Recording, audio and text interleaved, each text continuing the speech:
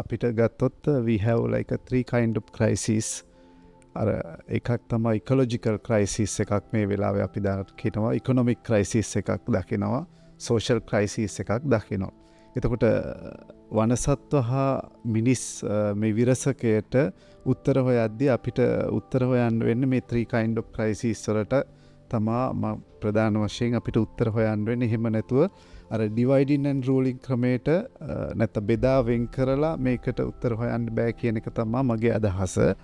එතකොට human wild life conflict එක ගත්තාම එක පැත්තකින් සත්තු ඉන්නවා, එක පැත්තකින් ශාක කියන එක තියෙනවා. සත්තු ගත්තොත් එහෙම එකක් තමයි සතුන් විසින් මිනිසුන්ට ඇති කරන හානිය එකක් අපි අපේ තියෙන අර්බුදයේ විදිහට අපි අරගෙන තියෙනවා. අනිත් එක තමයි සතුන් විසින් කරන ඉකොලොජිකල් සර්විස් එක කරන්නේ නැති එක. දැන් ඒකත් අපිට ක්‍රයිසිස් එකක් විදිහට බලපාන. අපි හානිය ගැන ටිකක් අපි හොඳටම කට්ටියට අවබෝධය තියෙනවා. අලියා කොහොමද මිනිස්සුන්ට හානි කරන්නේ, වඳුරු රිලව් හොම. එතකොට ඒක එක පැත්තක. ඊට පස්සේ මේ ඉකොලොජිකල් සර්විස් එක සමහර සත්තු දැන් වෙද්දි කරන්නේ නැහැ. හේතුව මීමැස්සා එයාගේ සර්විස් එක කරන එක නතර කරලා නෙවෙයි, මීමැස්සු ගහන්නේ අඩු වෙලා තියෙනවා. අර ඉස්සර වගේ සිරීපාද යන සමනල්ලු දැන් දැක ගන්න හම්බෙන්නේ නැහැ. ඒ හින්දා එයාගෙන් වෙන ඉකොලොජිකල් සර්විස් එක අඩු වෙලා තියෙනවා. එතකොට මේ ගැටලුව අපි ගත්තොත් එහෙම මිනිස්සු හා සතුන් අතර ගැටලුව ඒක අර අපි කියව ගන්න දැනට පේන මීඩියා වලින් ඔබතුමා කිව්වා වගේ කියන ක්‍රයිසිස් එකට වැඩිය ඒක ඩෙප්ත් එකක් තියෙන එකක් කියලා මට හිතෙනවා. මොකද අනිත් පැත්ත අපි කතා වෙන්නේ නැහැ. මම කවුරු හරි කියෝන එකක දැක්කා රැචල් කාසන් ගැන ඔබතුමී තමා ලියලා තිබුණේ The Silent Spring කියන පොතේ. එයත් කිව්වේ මේක අපිට නේද නිහඬ මොකද්ද වසන්තය ඒක DDT පාවිච්චි කරද්දී කොහොමද මේ මීමැස්සන්ට සමනල්ලුන්ට හානි වෙන්නේ කියලා. එතකොට ඒ වගේ අපේ ඉකොලොජිකල් සර්විස් එකට විශාල හානියක් මිනිසා විසින් කරමින් ඉන්නවා. එතකොට ඒකේ ප්‍රතිඵලයක් විදිහට හැකියාව තියෙන අය, as Charles Darwin said, නේද, හැකියාව තියෙන අය ඒක ජය අරගෙන අපිට ආපහු රිෆ්ලෙක්ට් කරනවා මේ ප්‍රශ්නේ ගැඹුර. අලින් වගේ කට්ටිය අනිත් අය එහෙම නිහඬ වෙලා වඳ වෙලා යනවා. එතකොට ඔහොම අපිට ඉකොලොජිකල් ක්‍රයිසිස් එකක් දැක ගන්න හැකියාවක් තියෙනවා.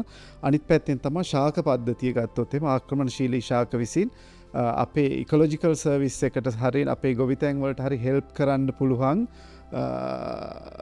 මේ ඔක්කොම තියෙන ලංකාවේ එන්ඩමික් ස්පීසීස් වඳ කරලා දානවා. එතකොට අපිට ওই විදිහට ගත්තොත් එහෙම සත්තු ශාක ගැන අපිට ප්‍රශ්නයක් තියෙනවා. එතකොට ඒකට අපි උත්තර පිළිබඳව කිව්වොත් එහෙම එකක් තමයි අපි ආණ්ඩු විදිහට රජය මිනිස්සුන්ට කියා ගන්න අවශ්‍යයි කියලා මම හිතනවා. මේකට ක්ෂණික උත්තර නැහැ කියන එක.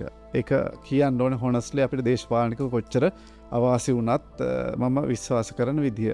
ඒකට හේතුව තමයි මේක සජීවයියත් කිව්වා අවුරුදු ගාණක් තිස්සේ හැදිච්ච ප්‍රශ්නයක්. එහෙම ප්‍රශ්නයකට මාස 3කින් උත්තර හොයන්න බෑ. නමුත් මේක හොනස්ලි කියන එක තමයි අපි ටිකක් ඉතාමත් වැදගත් කියන එක මම විශ්වාස කරන්නේ.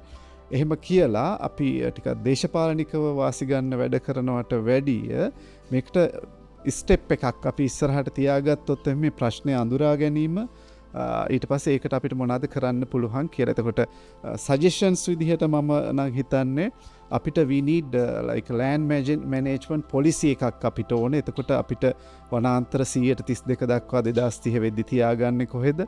එතකොට මේ සත්තුන් කළමනාකරණය කරගන්නේ කොහොමද? ඊට පස්සේ අපි හැමදාම කතා කරන්නේ සත්තුන්ගේ පැත්ත කළමනාකරණය කරන්න. but අපිට මිනිස්සුන්ගේ චර්යා රටාවන් වෙනස් කරගන්නත් සිද්ධ වෙනවා මේ ප්‍රශ්නෙට උත්තර හොයද්දී.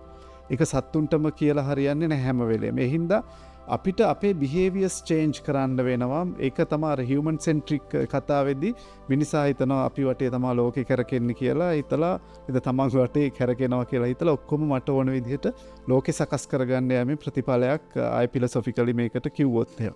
ඉතින් මේ වැඩේ අපි නවත්තලා අපි මිනිස්සුන්ටත් ඒ කියන්නේ දැනුවත් කිරීම මීඩියා වලින් හරි කරගන්න ඕනේ මේක මිනිස්සුන්ගේ චර්යා රටාවන් වෙනස් කරගන්න ඕනේ කියලා. නියෝ මාක්සිසම් වල එහෙම දැන් යන සාකච්ඡාව තමයි සංස්කෘතික මිනිසෙක් නිර්මාණය කර ගැනීමේ අවශ්‍යතාවය තියෙනවා මේ ඉකොලොජිකල් ක්‍රයිසිස් එකට උත්තර හොයන්න.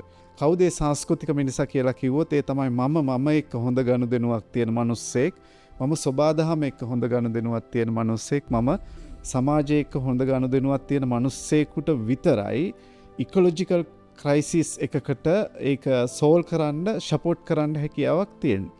එහෙම නැත්නම් අර ටික අපි Facebook එකේ නේද සටහන් තියේ ඉඳලා මේ වැඩේට උත්තර හොයන්න බෑ. ඒගොල්ලන්ට ආණ්ඩුව විදිහට ඒගොල්ලන්ට උත්තර දීලත් මේකට උත්තර හොයන්න බෑ කියන එකෙන් තමයි මගේ අදහස.